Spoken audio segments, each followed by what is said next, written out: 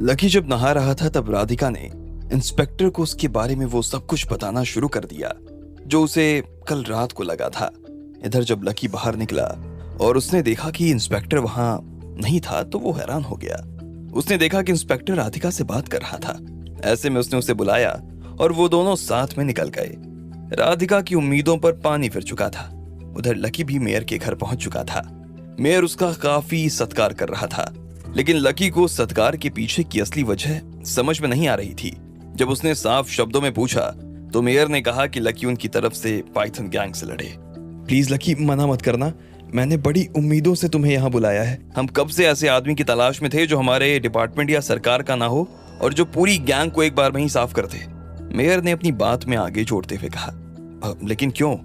आपको ऐसे ही आदमी की जरूरत क्यों थी जो पुलिस डिपार्टमेंट से या आपकी सरकार से ना हो और पूरी गैंग का सफाया भी कर दे? लकी ने पूछा। उसे ये बात कुछ अजीब लग रही थी। मेयर ने इंस्पेक्टर की तरफ देखा और कहा, क्योंकि वो गैंग हमारे डिपार्टमेंट और सरकार के लोगों के बिना एक पल भी खड़ी नहीं रह सकती है। हम जानते हैं कि सबका तो नहीं, लेकिन उस गैंग को अंदर ही अंदर हमारे बहुत सारे लोगों का सपोर्ट मिलता है। सब लोगों ने अपने अपने फायदे के लिए उस गैंग को जिंदा रखा हुआ है। ऐसे में हम चाह कर भी उसे खत्म नहीं कर पाते हैं, क्योंकि हर बार हम जाते हैं और हर बार कोई ना कोई उसे बचाने के लिए बीच में आ जाता है। मेयर ने कहा। लकी सर सही कह रहे हैं। डिपार्टमेंट का भी यही हाल है।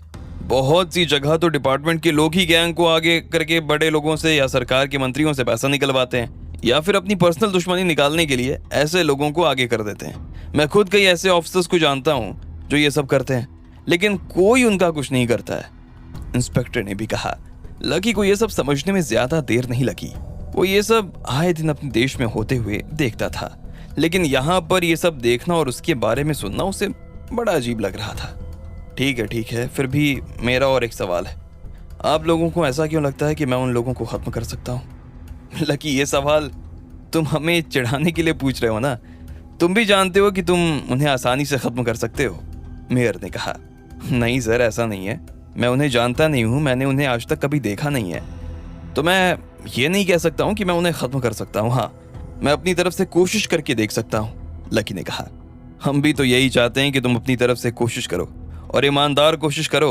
इसके बाद रिजल्ट क्या आने वाला है वो तो हमें पहले से ही मालूम है। मेयर ने कहा। और बदले में आप लोगों की तरफ से क्या मदद मिलने वाली है मुझे? लकी ने पूछा। सर, आपको मैं और मेरी पूरी टीम कवर देकर रखेगी। उन लोगों की लोकेशन क्या है ये भी हम आपको बताएंगे। उन लोगों का सरदार है एलेक्स। अगर हमने एलेक्स को पकड़ लिया ना तो समझो पूरी गैंग हमारी गिरफ्त में होगी। लेकिन एलेक्स तक पहुंचने के लिए हमें उसके आदमियों से निपटना होगा। नो डाउट उनके गढ़ में घुसना बहुत मुश्किल काम है और वहां से निकल पाना तो और ज्यादा मुश्किल काम है। इंस्पेक्टर ने कहा। इसके अलावा यहाँ का मेयर होने के नाते मेरे पास में जो भी पावर्स हैं तुम उन सभी का इस्तेमाल कर सकते हो। तुम्हें कोई रोकने टोकने वाला नहीं है। प्रेसिडेंट के लेवल तक मैं तुम्हें सपोर्ट करूंगा और तुम्हारी जान की रखवाली की जिम्मेदारी भी ना मेरी होगी। जान की कीमत पर मैं तुमसे कोई भी काम नहीं करवाऊंगा। मेयर ने भी कहा। लकी उन दोनों की बात सुन तो रहा था, लेकिन साथ ही उसके दिमाग में कुछ और भी चल रहा था। काफी देर तक उस बात के बारे में विचार करने के बाद में उसने कहा, अच्छा एक बात बताओ, मान लो कि मैं उसके गढ़ में घुस भी गया, मैंने सब लोगों को निपटा भी दिया और कल को मैंने एलेक्स को पकड़ के आपके पैरों में पटक भी दिया, तो भी क्या आपके डिपार्टमेंट, सरकार और लोगों को ये शक नहीं होगा कि इन सब में आपका ही हाथ है? मतलब मेरी और पाइथन गैंग की तो कोई दुश्मनी है ही नहीं, ना ही मैं यहाँ का नागरिक हूँ, तो फिर मैं उन लोगों से लड़ूंगा क्यों? और अगर लड़ भी लिया तो मैं उन लोगों को खत्म क्यों करूंगा? मेरा अपना भी तो एक कारण होना चाहिए ना। लकी की बात सुनकर वो दोनों भी सोच में पड़ गए। लकी सही कह रहा था। अगर बिना कारण ही वो उन लोगों से लड़ने चला गया तो फिर सीधी उंगली इंस्पेक्टर और मेयर के ऊपर ही उठने वाली थी। अरे ये बात तो हमारे दिमाग में आई ही नहीं, इंस्पेक्टर ने कहा। हाँ लेकिन लकी तुम ही बताओ ना, इस केस में क्या कर सकते हैं? मेयर ने पूछा। लकी ने उन दोनों को देखा और फिर मुस्कुराने लगा। इसके बाद उसने एक टोस्ट उठाया और अपना चाय का कप उठाकर खिड़की के पास चला गया। वो मजे से टोस्ट खा रहा था और चाय पी रहा था। इधर ये दोनों उसे इस तरह से निश्चिंत देखकर बड़े हैरान हो गए। इंस्पेक्टर ने मेयर को इशारा किया कि वो लकी से कुछ कहे, लेकिन उसकी हिम्मत ही नहीं हो रही थी। खुद इंस्पेक्टर की भी उससे कुछ कहने की हिम्मत नहीं थी। ऐसे में दोनों ही लकी के बोलने का इंतजार करने लगे। आखिर में लकी ने अपनी चाय खत्म की और टोस्ट खत्म करते हुए कहा, कल उन लोगों का बम नहीं फटा, इस बात से वो नाराज तो बहुत होंगे, है ना? लकी ने उन दोनों से पूछा। उन दोनों ने ही इस बात पर हाँ में सिर हिला दिया। तो फिर हम एक काम करते हैं। लकी उन दोनों के पास आया और फिर से अपनी कुर्सी पर बैठ गया। लकी उन्हें अपने प्लान के बारे में बताता जा रहा था। जैसे जैसे वो उसका प्लान सुनते जा रहे थे, उनके कान खड़े होते जा रहे थे। लकी ने अपना प्लान खत्म किया और कुर्सी में पीछे तक धंस कर बैठ गया और नाश्ते के मजे लेने लगा। वो दोनों बस एक दूसरे की शक्ल देख रहे थे। जब सुबह उधर मेयर के घर में ये सब हो रहा था, तब इधर पाइथन गैंग के ऑफिस में सभी लोग बड़े परेशान और घबराए हुए से नजर आ रहे थे। वो लोग अपने मीटिंग रूम में बैठे हुए थे। वहां बहुत कम रोशनी थी और बैठने की तो कोई खास व्यवस्था भी नहीं थी। कोई ड्रम पर बैठा था, कोई टूटी कुर्सी पर और कोई टायर के ढेर पर, लेकिन सभी के हाथों में हथियार थे और सभी बहुत खूंखार नजर आ रहे थे। अभी बॉस आएंगे तो क्या कहना है, कुछ सोचा है? अरे मुझसे क्या पूछ रहे हो? बम तो तुम लोगों ने लगाया था ना। धमाका नहीं हुआ तो इसमें मेरी गलती है या तुम्हारी? ओ हेलो, मेरा काम तो सिर्फ बम लगाना था, बनाने का ठेका इसका था। जरूर इसने ही कोई गड़बड़ की होगी। अच्छा, मैंने गड़बड़ की होगी?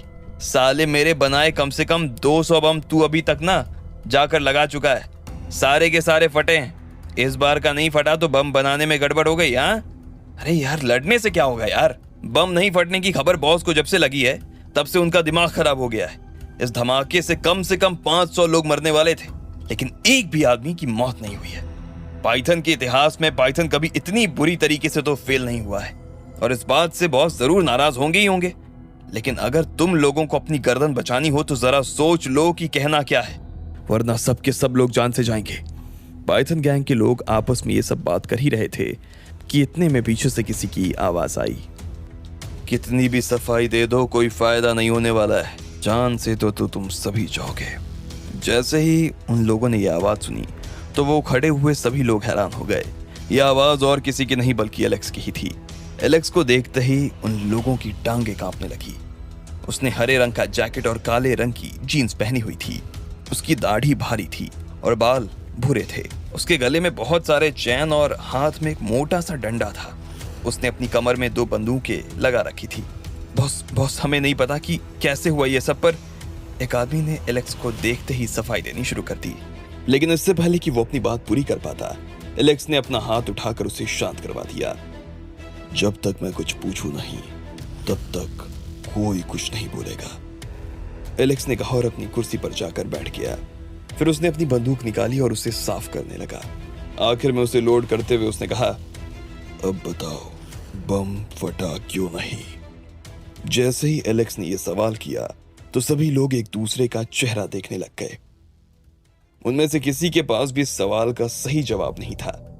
किसी को नहीं पता चला कि वो बम लगाने के बाद हुआ क्या था। कमाल है, अब जब मैं पूछ रहा हूं तो कोई कुछ बोल नहीं रहा है, एलेक्स ने उन सभी के चेहरे की तरफ देखते हुए कहा। वो सभी एक दूसरे की शक्ल देख रहे थे। तुम्हें पता था ना, ये बहुत बड़ा मिशन है। मैंने कहा था कि जब तक काम ना हो जाए तब तक आसपास ही रहना। तुम में से कौन था आसपास? क्या हो रहा था होटल पर, किसे याद है? एलेक्स ने पूछा और फिर से सब एक दूसरे की तरफ देखने लगे। आखिर में एक आदमी ने बड़ी हिम्मत करके अपना गला साफ किया और कहा, बॉस असल में हम में से कोई भी वहां पर नहीं था। बम लगाते ही सब लोग वहां से निकल गए थे बॉस। जैसे ही उस आदमी ने कहा, एलेक्स ने उसे तीखी नजरों से देखा। उसकी आंखों को देखते ही वो लोग समझ गए थे कि एलेक्स का अगला सवाल क्या होने वाला था। इसलिए बिना देर किए दूसरे बंदे ने कहा, वो बॉस हुआ ये कि हमने पुलिस की गाड़ी में बम लगाया तो देखा कि सभी लोग बाहर आने लगे। हमें लगा कि हम पकड़े जाएंगे, इसलिए हम वहां से निकल गए। उसके बाद हमें लगा कि काम तो हो ही जाएगा क्योंकि पुलिस वालों की हारी हुई शक्लें साफ नजर आ रही थी, इसलिए हम वहां से थोड़ी दूर निकल गए। काफी देर तक जब कुछ नहीं हुआ तो हमने फिर से वहां जाकर देखा, लेकिन वहां पर कोई नजर नहीं आया बॉस। ना कोई आदमी था, ना पुलिस की गाड़ी। पता नहीं ऐसे कैसे हुआ। मैंने कहा था ना कि काम करने से पहले पुलिस का सपोर्ट लेना। तुम में से कौन थाने जाकर पुलिस से बात करके आया था? एलेक्स ने पूछा। वो तीनों एक दूसरे की शक्ल देखने लगे और फिर उन्होंने अपना सिर नीचे झुका लिया। कौन बात करके आया था इंस्पेक्टर से? एलेक्स ने फिर से पूछा। तीनों ने धीरे से ना में अपना सिर हिला दिया। ये देखते ही एलेक्स का गुस्सा फूट पड़ा और उसने अपनी बंदूक से उन लोगों के पैर में गोलियां मारनी शुरू कर दी। हरामखोर, मजाक हो रहा है क्या? क्या लगता है कोई खेल है ये? पाइथन गैंग का बम नहीं फटने का मतलब जानते हो? मैं जिस काम के ऊपर हाथ रख देता हूं उसे पूरा करके छोड़ता हूं, जानते हो ना? फिर तुमसे इतनी बड़ी गलती कैसे हो गई? कैसे हुई? एलेक्स ने उनके ऊपर बरसते हुए कहा। उसे सच में अपने लोगों पर बड़ा गुस्सा आ रहा था। बॉस, बॉस, सच में गलती हो गई। हमें लगा कि क्या लगा क्या कि पाइथन का नाम है तो अपने आप ही काम हो जाएगा, बम भी अपने आप फट जाएगा और लोग अपने आप मर जाएंगे। तुम्हारी वजह से मेरा जो नुकसान हुआ है उसकी भरपाई कौन करेगा? 2 करोड़ का ठेका था, पूरे 2 करोड़ का। अब तुम लोग मुझे उसके बदले में 20 करोड़ ला के दोगे, एलेक्स ने कहा और खड़े होकर उन तीनों के ऊपर बंदूक तान दी। नहीं बॉस, ऐसा मत कीजिए, इतना पैसा हम लोग कहां से लेकर आएंगे? हाँ बॉस, हम सब तो गरीब लोग हैं, इतना पैसा कहां से लेकर आएंगे? अगर नहीं लाओगे तो जान से जाओगे, मेरे यहाँ नामर्दों की कोई जगह नहीं, एलेक्स ने कहा और उन तीनों को लाइन से खड़ा कर दिया। इसके बाद उसने अपनी बंदूक लोड की और तीनों के पैर में एक एक गोली मार दी। उन तीनों की चीख निकल गई और तीनों लड़खड़ाकर नीचे जमीन पर जा गिरे। बॉस प्लीज, प्लीज माफ कर दो बॉस। हाँ बॉस, हमसे गलती हो गई, लेकिन आगे से ऐसा कुछ भी नहीं होगा बॉस। आगे से तुम करने के कुछ लायक बचोगे ही नहीं मेरे बच्चों, एलेक्स ने कहा और उनके दूसरे पैर में भी गोली मार दी। अब वो पूरी तरीके से अपाहिज हो गए थे, उनका खून बहे जा रहा था और वो बुरी तरीके से रो रहे थे। इधर एलेक्स ने जैसे ही उन तीनों में से एक के सिर पर बंदूक रखी कि इतने में पीछे से किसी की आवाज आई। एलेक्स बॉस, रुको, आपके लिए एक न्यूज़ है। एक आदमी भागता हुआ एलेक्स के पास आया और आकर खड़ा हो गया। अब आगे क्या होने वाला था? आखिर कौन था आदमी और क्या खबर लेकर आया था वो? आपको क्या लगता है, क्या होंगे इन सभी सवालों के जवाब? कमेंट बॉक्स में कमेंट करके हमें जरूर बताएं और सभी सवालों के जवाब को जानने के लिए सुनते रहिए इंस्टा मिलियनेयर सिर्फ पॉकेट एफएम पर।